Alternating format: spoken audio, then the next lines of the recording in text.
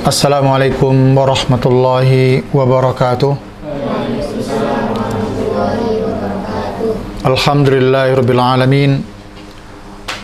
Wassalatu wassalamu ala asrafil anbiya'i wal mursalin wa ala alihi wa sahbihi ajmain. Asyhadu an la ilaha illallah wahdahu la syarikalah wa asyhadu anna Muhammadan abduhu wa rasuluh. Allahumma salli wa sallim wa barik ala Muhammadin wa ala alihi wa sahbihi wa man tabi'ahum bi ihsanin ila yaumiddin. Amma ba'du, fa ya ibadallah, ittaqullaha haqqa tuqatih wa la tamutunna illa wa antum muslimun. Pada malam hari yang mulia ini, kita panjatkan puji dan syukur kehadirat Allah tabaraka wa ta'ala atas segala limpahan rahmat serta berbagai karunia-Nya kepada kita semua. Selawat dan salam semoga senantiasa tercurah kepada Nabi dan Rasul yang mulia, Nabi Muhammad Rasulullah sallallahu alaihi wasallam. Allahumma salli wa sallim wa barik alaihi. Mulai pada kesempatan ini, insyaallah kita akan membahas hadis-hadis seputar adab dan akhlak. Kita menyusun panduan adab dan akhlak berdasarkan kepada hadis-hadis yang sahih, hadis-hadis Nabi sallallahu alaihi wasallam yang kita beri judul 100 atau panduan 100 hadis adab dan akhlak. Panduan 100 hadis adab dan akhlak, tentu dengan penjelasannya. Anak-anak sekalian, adab ini sesuatu yang sangat penting. Adab, akhlak itu sesuatu yang sangat penting bagi kehidupan seorang muslim. Kalau dibicarakan akhlak, malah disebutkan bahwa Rasulullah SAW itu diutus oleh Allah adalah untuk menyempurnakan akhlak, budi pekerti manusia yang sudah rusak pada waktu itu. Jika dikaitkan dengan adab, ada ungkapan salah seorang ulama besar di kalangan tabi'in, yakni Abdullah bin Mubarak, menyebutkan bahwa beliau pernah mengatakan demikian, ta'allamnal adab salasina aman wa ta'allamnal ilma 20. Kami pernah belajar adab itu selama 30 tahun, sementara belajar ilmu 20 tahun. Artinya di sini diketahui betapa besarnya porsi untuk mempelajari adab. Begitu pentingnya kita punya adab. Orang kita bisa menyebutkan dengan akhlak, bisa menyebutkan dengan tata krama, atau perilaku-perilaku mulia lainnya. Pada kesempatan ini kita mulai dari hadis yang pertama, yakni hak sesama muslim. Jadi temanya hak sesama muslim. An Abi Hurairah radhiyallahu anhu qala Rasulullah sallallahu alaihi wasallam, haqqul muslim 'alal muslim sittun. Idza laqitahu fasallim alaihi wa idza da'aka fa'ajibhu wa idza tansahaka fansahhu wa idza atasa fahamidallah fasammidhu wa idza marida fa'udhu wa idza mata fatba'hu. Rawahu Muslim. Hadis ini menyebutkan bahwa hakul muslimi 'alal muslim sittun. Hak seorang muslim terhadap sesama muslim lainnya ada sittun, 6 perkara. Pertama, idza laqitahu fasallim alaihi. apabila engkau bertemu dengannya, yakni sesama muslim tadi, fasallim alaihi, maka ucapkanlah salam kepadanya. Yang kedua, wa idza da'aka fa'ajibhu, apabila dia mengundangmu, maka fa'ajibhu, maka penuhilah undangannya. Yang ketiga, wa idza stansahaka fansahhu, apabila seorang muslim meminta nasihat kepadamu, fansahhu, maka berilah dia nasihat. Yang keempat, wa idza atasa fahamidallah fasammidhu, apabila seorang muslim bersin, kemudian dia membaca alhamdulillah, fasammidhu, maka doakanlah ia. Yang kelima, wa idza marida fa'udhu, apabila seorang muslim itu sakit, fa'udhu, maka tengoklah, maka kunjungilah. Yang keenam, wa idza mata fa'atba'hu, dan apabila seorang muslim meninggal dunia, maka iringilah jenazahnya.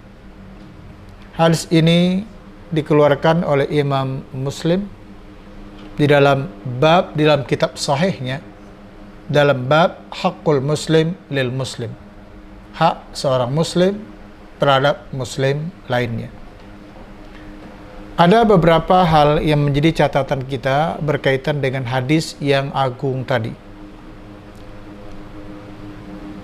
Pertama, Islam adalah agama yang mengajarkan kasih sayang, mengajarkan persaudaraan, serta mendorong umatnya untuk melaksanakan kasih sayang dan persaudaraan itu dalam kehidupan nyata.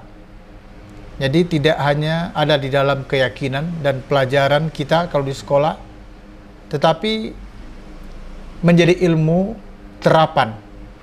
Ilmu terapan artinya ilmu yang bisa kita praktekkan di dalam kehidupan kita sehari-hari. Kedua, tujuannya adalah untuk terwujudnya kehidupan yang baik dan harmonis di tengah-tengah kehidupan masyarakat yang lebih luas. Penting kita memang menjaga persaudaraan, menjaga kasih sayang, itu sangat penting agar terwujud kehidupan yang harmonis di tengah-tengah kehidupan masyarakat yang lebih luas. Ketiga, di antara ajaran Islam yang harus diterapkan itu, sebagaimana disebutkan di dalam hadis tadi, pertama adalah menyebarkan salam. Tadi dikatakan, idza laqitahu, apabila engkau bertemu dengannya, fasallim alaihi, maka ucapkanlah salam. Untuk poin yang pertama ini, salam menunjukkan betapa agungnya, betapa mulianya ajaran yang satu ini untuk kita terapkan di dalam kehidupan kita sehari-hari. Bahkan salah satu amal yang bisa menjadi seseorang itu semakin peduli antara satu sama lainnya adalah kebiasaan kita menyebarkan salam antara satu sama lainnya. Di dalam hadis Sahih Muslim disebutkan bahwa Rasulullah SAW pernah bersabda, "La tadkhulunal jannata hatta tu'minu." Kamu tidak akan masuk ke dalam surga sehingga kamu beriman. "Wala tu'minu hatta tahabbu." Dan kalian tidaklah beriman, yakni tidaklah sempurna keimanan kalian, hatta tahabbu, sehingga kalian saling menyayangi, saling mengasihi antara satu sama lainnya. "Awala adullukum ala syai'in idza fa'altumuhu tahabbtum?" Maukah, kata Rasul, aku tunjukkan kepada kalian akan sesuatu yang apabila sesuatu itu kalian lakukan, niscaya kalian akan berkasih sayang. Kata Nabi, "Afsus salama bainakum." Sebarkanlah salam di antara kalian. Hadis ini luar biasa kemuliaan dan keagungannya. Coba kita gambarkan sabda Rasul yang mulia ini. La tadkhulul jannata hatta tu'minu. Kalian tidak akan masuk surga sampai kalian beriman. Artinya iman itu menjadi syarat untuk masuk ke dalam surga.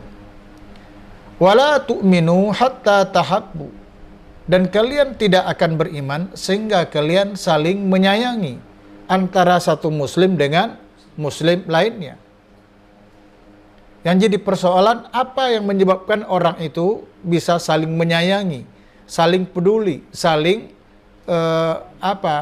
membantu antara satu sama lainnya. Nabi menawarkan dalam bentuk pertanyaan, awala adullukum ala syai'in idza fa'altumuhu tahabbtum. Maukah aku tunjukkan kepada kalian ada suatu pekerjaan, ada suatu perbuatan, jika perbuatan itu kalian lakukan, tahabbtum, niscaya kalian akan saling menyayangi. Kalau saling menyayangi berarti iman kalian sempurna. Kalau iman sempurna berarti masuk surga. Apa itu? Afsus salam bainakum. Sebarkan salam di antara kalian. Kemudian disebutkan pula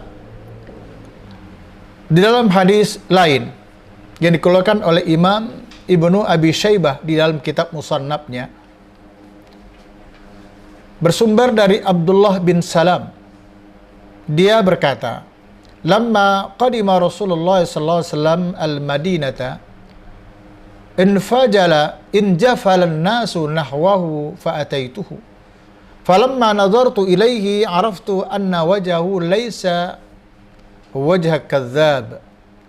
Fakana awwala shay'in sami'tuhu yaqul, ya ayuhan nas, absus salam, wasilul arham, wa at'imut ta'am, wa sallu bil laili wan nasu niyamun."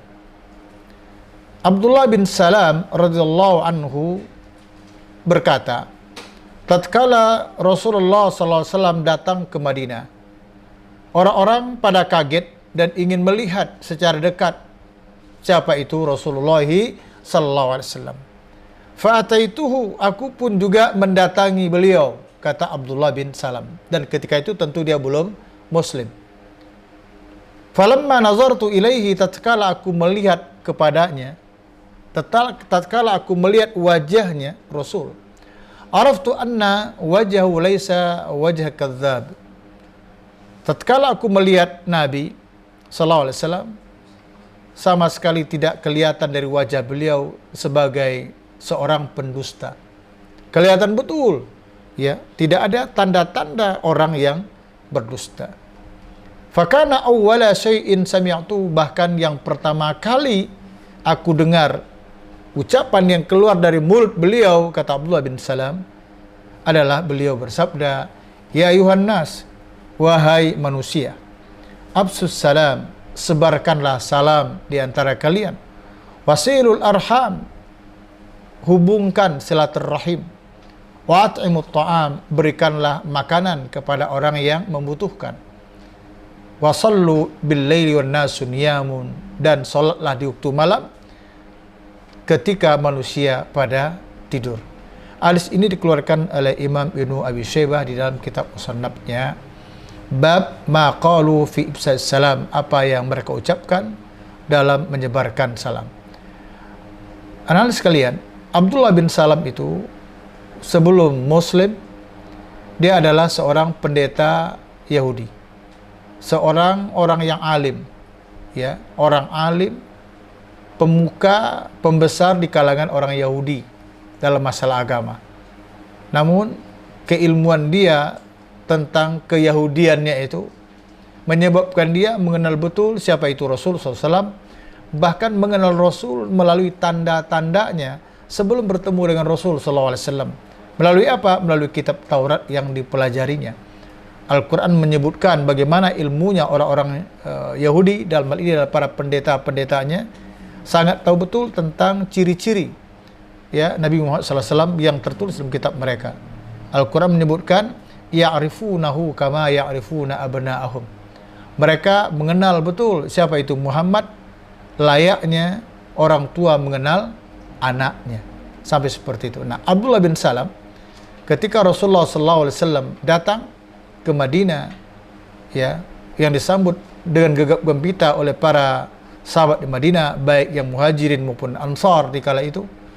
Abdullah bin Salam yang sebelumnya dia adalah seorang pendeta, juga ikut melihat Nabi secara dekat, sehingga dia mengatakan, memberikan komentar, sama sekali tidak kelihatan dari wajahnya tanda-tanda orang yang berdusta. Yang kita ambil di sini adalah ucapan Abdullah bin Salam di mana dia mendengar Rasul bersabda. Yang pertama kali ucapan Rasul yang didengar Abdullah bin Salam adalah ya ayuhan nas absus salam, wahai manusia, sebarkanlah salam, yakni sebarkan salam di antara kalian. Jemaah berbahagia, cara menyebarkan salam ini memang, atau mengucapkan salam ini ada beberapa variasi. Bisa ada yang mengucapkan assalamualaikum, bisa juga dengan assalamualaikum warahmatullah, atau yang lebih lengkap lagi assalamualaikum warahmatullahi wabarakatuh. Sementara untuk menjawabnya juga demikian. Idealnya disebutkan apa? Idza huyitum bi tahiyatin fa hayyu bi ahsani minha aw rudduha. Apabila kalian diberikan penghormatan, diucapkan salam, maka balaslah dengan yang lebih baik. Paling tidak jawablah seperti yang kita terima.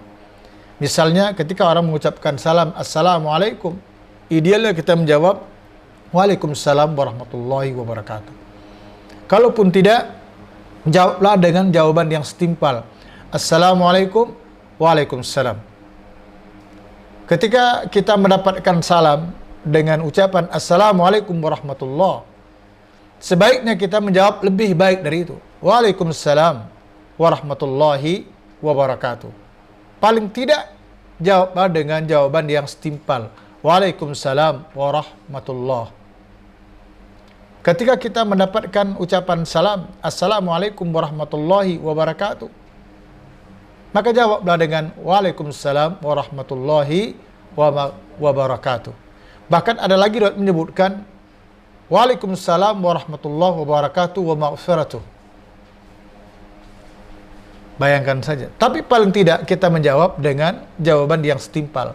Ketika kita menerima salam assalamualaikum warahmatullahi wabarakatuh, paling tidak kita jawab dengan waalaikumsalam warahmatullahi wabarakatuh. Artinya apa? Tidak boleh kita menjawab salam itu kurang dari apa yang kita terima.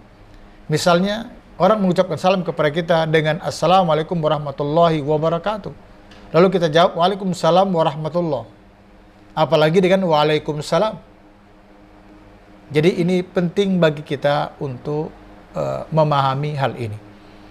Yang kedua, faedah terpenting yang bisa kita terapkan dalam kehidupan kita adalah memenuhi undangan. Dikatakan di dalam hadis tadi itu dengan tegas disebutkan, wa idza da'aka fa'ajibhu.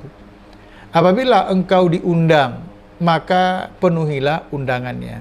Karena itu memenuhi undangan seorang muslim terhadap kita adalah sebuah kewajiban.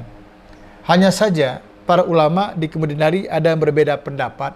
Bagaimana kalau kita memenuhi undangan tersebut di mana pada tempat itu ada kemungkaran, ada kemaksiatan?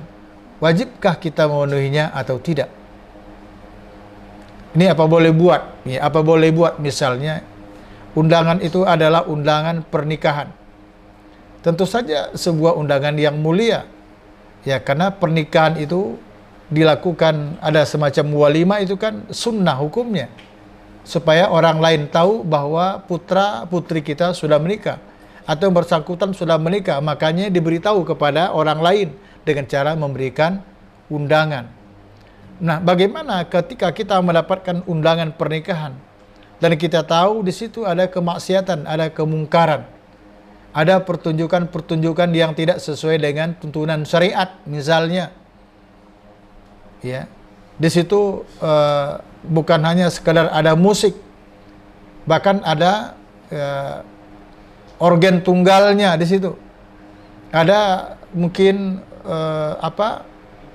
orkesnya atau apalah di situ. Ada peralatan-peralatan musiknya dan ada biduannya. Ada penyanyi laki dan wanita dan nyanyian yang jauh dari tuntunan syariat. Ya. Dan para ulama nyaris sepakat tentang keharaman hal itu. Nah, kemudian kita diundang untuk acara tersebut. Bolehkah kita datang? Ya. Pendapat yang terkuat mengatakan tidak. Kenapa? Di situ ada kemungkaran. Di situ ada kemaksiatan yang tidak diizinkan kita untuk duduk di majelis yang seperti itu. Namun pendapat lain mengatakan boleh datang sekedar untuk memenuhi undangan. Setelah itu segeralah bergegas untuk meninggalkan tempat kemungkaran dan kemaksiatan itu. Jadi seperti itu.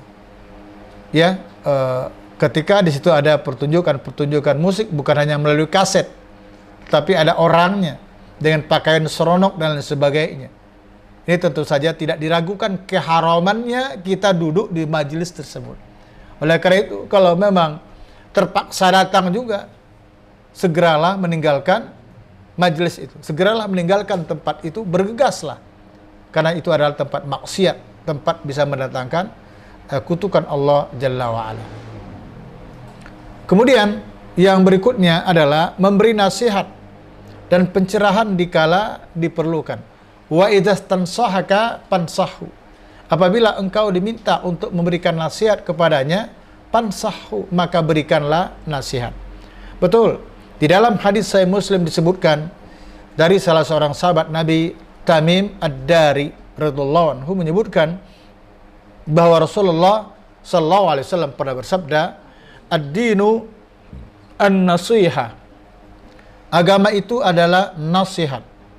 Kulna, lalu kami berkata, kami bertanya kepada Rasul, liman, kepada siapakah nasihat itu ya Rasul?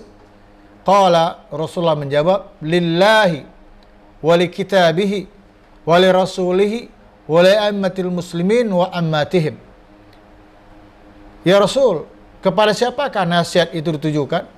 Kata Nabi, lillah, untuk Allah, wali kitabihi, untuk kitabnya, wali rasulihi, untuk rasulnya, wali ammatil muslimin, kepada pemimpin-pemimpin kaum muslimin nasihat itu diarahkan, wa ammatihim, dan kepada kaum muslimin pada umumnya.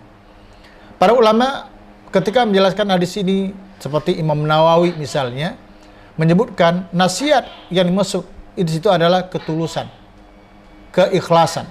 Jadi agama ini adalah an-nasiha, ya, ketulusan, ajaran mengajarkan keikhlasan kepada kita.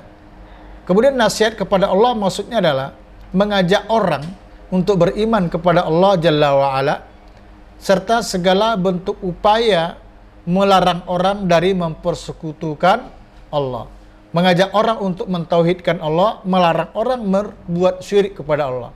Mengajak orang untuk beriman kepada Allah, melarang orang untuk kufur kepada Allah. Begitu caranya. Yang kedua, wali kitabihi, ya, kepada kitabnya seperti apa?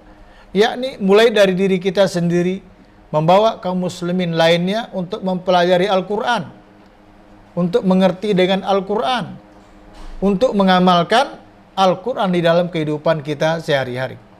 Wali rasulihi, ya, nasihat bagi rasulnya apa? Mengajak umat manusia, tentu saja dimulai dari diri kita sendiri, untuk taat kepada Allah, taat kepada Alkitab, Al-Quran, dan taat kepada Rasulullah SAW. Kita imani apa yang beliau sampaikan, kita yakini itu sebagai pedoman hidup dan kehidupan kita. Kita yakin keselamatan itu ada pada saat kita berada dalam ketaatan kepada Rasulullah SAW. Wali ammatil muslimin, nasihat kepada a'immah, kepada para pemimpin. Tentu nasihat ini tidak semua kita punya kemampuan. Ada orang-orang yang spesial, memiliki keilmuan yang dalam, memiliki maru'ah, martabat, harga diri, ya, dihormati. Dia berkewajiban untuk memberikan nasihat kepada pemimpin di saat dia mengetahui bahwa pemimpin itu tidak seperti yang diharapkan, atau pemimpin tersebut berjalan di luar ketentuan yang seharusnya dilakukan. Maka dia bukan sunat, tapi berkewajiban untuk memberikan nasihat kepada pemimpin itu. Tentu saja dengan cara mendatanginya, mengunjunginya, ya, atau diundang dia oleh orang alim, seorang ulama untuk diberikan nasihat. Dan wa ammatihim, serta memberikan nasihat kepada sesama muslim, kepada sesama kita. Kita ini memang disyariatkan untuk saling ingat mengingatkan. Ingat, ada ayat dalam Quran menyebutkan wa tawasau bil haqqi wa tawasau bis sabri wa tawasau bil marhamah. Kita saling ingat mengingatkan dengan hak. Dasarnya Al-Quran dan Sunnah, berpatok kepada wahyu Allah tabaraka wa ta'ala. Yang kedua, bis sabri, saling mengingatkan dengan sabar, tidak dengan emosional, tidak dengan gegabah, tapi dengan sabar, dengan ketulusan kita memberikan nasihat kepada saudara kita. Idealnya, ketika kita memberikan nasihat kepada saudara kita, kita harus sabar. Kita nggak boleh emosi. Karena siapa? Kita berikan nasihat kepada saudara kita seiman, seislam. Sebaliknya juga, sejatinya orang-orang yang mendapat nasihat itu juga bersyukur kepada Allah, berterima kasih kepada saudaranya. Dia tidak dibiarkan di dalam kesesatan. Dia tidak dibiarkan begitu saja dalam kebatilan. Tetapi ada saudaranya yang sayang kepadanya dengan cara memberikan pelajaran, mengingatkan, memberikan pencerahan, sehingga dengan demikian dia sadar kalau dia berada di atas jalan kebatilan. Itu idealnya. Kemudian jemaah kaum muslimin bahagia, pelajaran berikutnya dari hadis di atas adalah mendoakan atau tasmid kepada orang yang bersin. Ini penting bagi kita. Di dalam hadis juga dikeluarkan oleh Imam Ahmad di dalam kitab Musnadnya, bersumber dari Ali radhiyallahu anhu, Rasulullah SAW bersabda, "Idza atasa ahadukum falyakul alhamdulillahi ala kulli hal." Apabila salah seorang di antara kalian bersin, maka hendaklah dia mengucapkan alhamdulillah ala kulli hal. Ada lagi dalam riwayat lain alhamdulillah. Lalu wal yakul lahu man indahu yarhamukallah. Kemudian orang yang ada di sekitarnya yang mendengarkan dia mengucapkan alhamdulillah itu menjawab yarhamukallah, yang artinya semoga Allah merahmati Anda. Kemudian yang bersin tadi ketika dia mendengar orang lain mendoakan dia, dia pun mengatakan yahdikumullah wa yuslihu balakum. Semoga Allah memberikan hidayah kepadamu dan memperbaiki seluruh urusan kamu. Ada lagi kalimatnya yaghfirullah, semoga Allah yaghfirukumullah, semoga Allah mengampuni kamu. Jadi ada timbal baliknya, ketika seseorang itu bersin, dia membaca alhamdulillah atau alhamdulillah ala kulli hal, ya, maka yang mendengarnya baik saudaranya dan dekat maupun yang jauh, tapi dia mendengar, maka yang mendengar itu pun mengucapkan yarhamukallah. Ketika yang bersin tadi mendengar ada orang lain yang mendoakan dia dengan yarhamukallah, maka dia mengucapkan yahdikumullah wa yuslihu balakum. Ini luar biasa, saling mendoakan. Tetapi bagaimana kalau ada orang yang bersin, dia tidak membaca alhamdulillah? Maka di dalam hadis disebutkan kita tidak perlu membaca yarhamukallah. Disebutkan di dalam hadis Ibnu Abi Syaibah, Rasulullah SAW bersabda, "Idza atasa ahadukum hamidallah fasammituhu." Apabila salah seorang di antara kalian bersin, lalu dia memuji Allah, alhamdulillah atau alhamdulillah ala kulli hal, fasammituhu, maka doakan dia dengan yarhamukallah. Tetapi wa idza lam yahmadillah, apabila yang bersin itu, yang bersangkutan tidak membaca alhamdulillah, fala tusammituhu, maka jangan kamu mengucapkan yarhamukallah. Apa yang harus kita ucapkan? Toh dia sendiri tidak membaca alhamdulillah.